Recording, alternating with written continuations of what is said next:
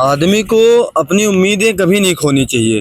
परिस्थिति चाहे जो भी हो, अपनी उम्मीद हमेशा बरकरार रखनी चाहिए, क्योंकि हौसला जिसका बना रहता है वो आदमी कभी पीछे नहीं जाता और हमेशा उसी की जीत होती है, भले ही थोड़ी देर से हो।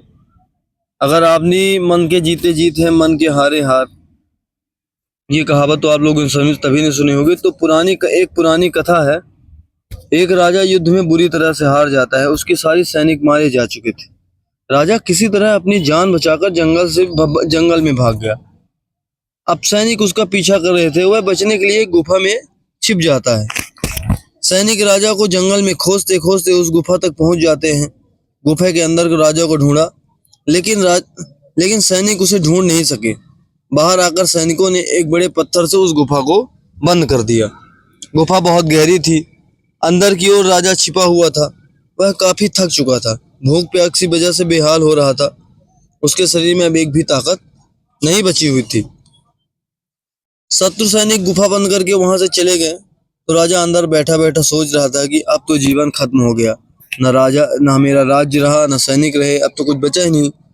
वह गुफा से भी कभी बाहर नहीं निकल सकेगा, ऐसा राजा सोच रहा था।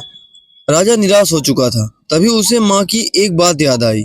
उसकी माँ कहती थी, कुछ तो करो, यूं मत मरो। ये बात याद आते ही राजा में फिर से ऊर्जा आ गई। उसने सोचा कि कोशिश किए बिना हार नहीं माननी चाहिए। राजा गुफा के द्वार के पत्थरों को हटाने का काम शुरू कर दिया। कड़ी मेहनत के बाद राजा बड़े बड़े पत्थर खिसका दिए। किसी तरह राजा बाहर निकला। थोड़ी सी जगह बना ली थी। राजा गुफा से बाहर निकला तो और अपने मित्र राजा के पास पहुंचा। मित्र राजाओं की मदद से उसने शत्रु राजाओं को पराजित करके फिर से अपना राजपाट वापस कर लिया। इस कथा से यह सीख मिलती है कि सफलता तक हार नहीं माननी चाहिए। जिस पल हम हार मान लेते हैं उसी समय हम असफल हो जाते हैं। तो कहानी कैसी लगी?